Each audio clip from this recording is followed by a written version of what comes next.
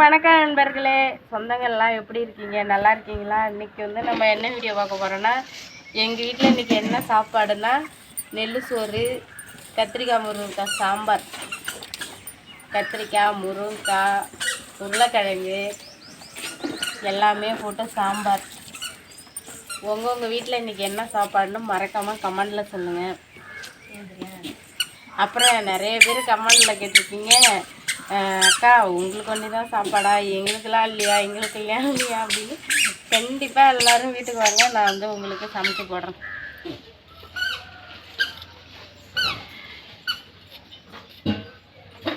இன்றைக்கி கொஞ்சம் நேரத்தில் வேலை முடிஞ்சிடும்னு நினைக்கிறேன். இப்போ தான் சோறு வெந்துட்டுருக்குது. இன்றைக்கி நல்ல அரிசி சோறு தான். நேற்று தான் ரேஷன் அரிசி, அது ரொம்ப நேரம் வேகும். இதுவும் ரொம்ப நேரம் வேகும்னு நினைக்கிறேன். இந்த விவசாயி அரிசி ரொம்ப நேரம் தான் வேகுது. தாராளமாக கிண்டி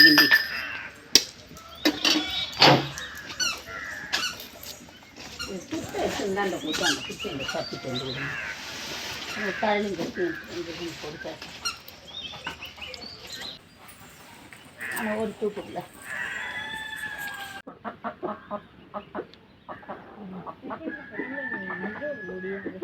கையை வச்சு ஓட்டம்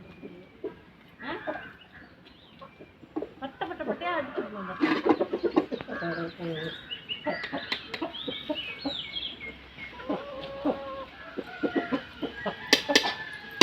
இன்னைக்காவது சீக்கிரம் வேலை ஆகுமா என்னன்னு தெரியல. ஆயிடும் நினைக்கிறேன்.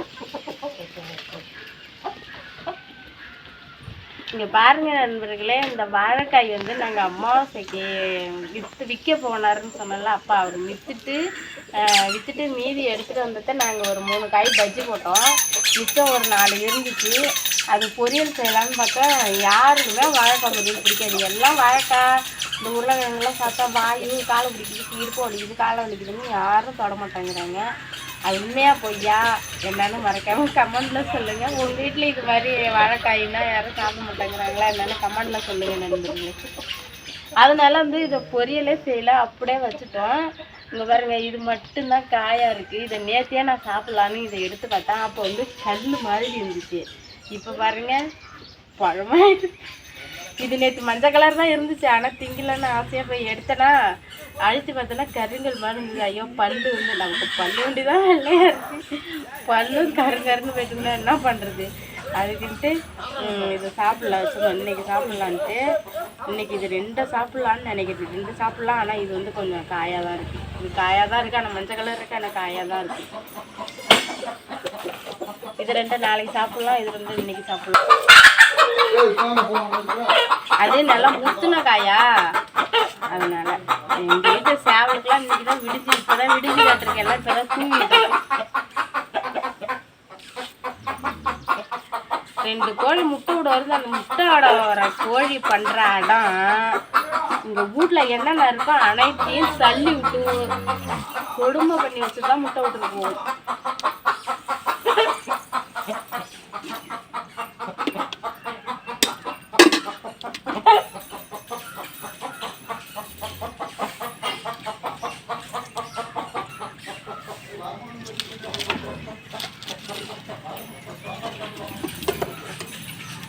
பருப்புலாம் வேகவே இல்லை. அஜய் அப்படியே மணி பாரு,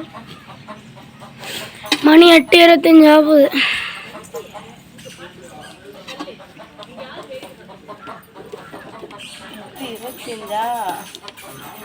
கோடு அடிக்க போகிறேன் குழம்புக்கு. விவசாயி எடுத்து லேட்டாக தான் வேணும்.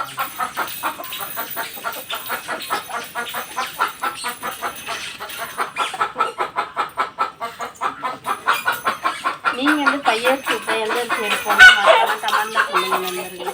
நாங்கள் அதிகம் ரேஷன் அரிசியும் அடிப்போம், நல்ல அரிசியும் அடிப்போம்.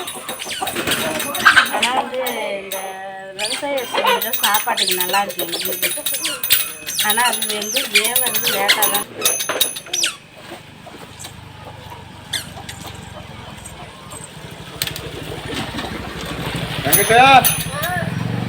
நாங்கள் எப்போ எடுத்தாலுமே 5 கிலோ சிப்பத்துக்கு மேலே எடுத்ததே இல்லை. 5 கிலோ சிப்பம் தான் எடுப்போம். 5 கிலோ சிப்பமாக எடுத்து அது இடையில ஒரு 4 நாள் ஆக்குவோம். அப்புறம் ரேஷன் அரிசி ஆக்குவோம். கலந்து கிளப்பிட்டு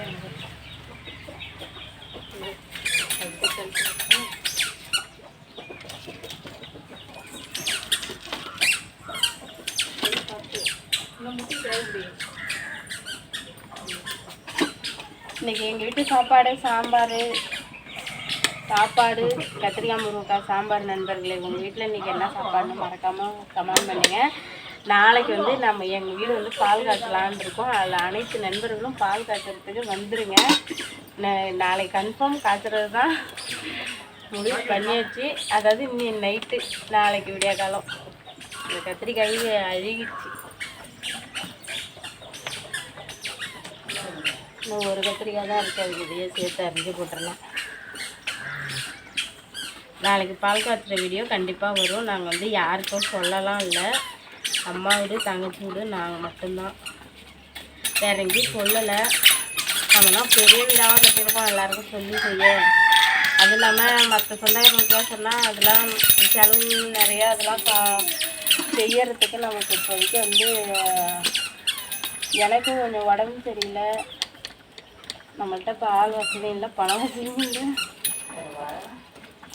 அதனால் சிம்பிளாக நல்ல நேரத்தில் பாலை காய்ச்சலான்னு இருக்கேன். இன்றைக்கி வந்து எங்களுக்கு தெரிஞ்ச ஜோசியர்கிட்ட ஒருத்தட்ட போய் நல்ல நேரம் எத்தனை மணிக்குன்னு பார்த்துட்டு வந்து அந்த நேரத்தில் பால் காய்ச்ச போகிறேன் நண்பர்களே. இப்போ சொந்தங்கள் எல்லாம் வந்துருங்க மறக்காமல். சரி, ஓகே, பாய் நண்பர்களே. இந்த வீடியோ பிடிச்சிருந்தா லைக் பண்ணுங்கள், ஷேர் பண்ணுங்கள், மறக்காம அதை சொன்னால் பண்ணுங்கள். யூடியூப் சேனலில் சப்ஸ்கிரைப் பண்ணுங்கள். நம்ம லாங் வீடியோலாம் பாருங்கள் நண்பர்களே. போதும்போது கரண்டி எடுத்துருவோம்.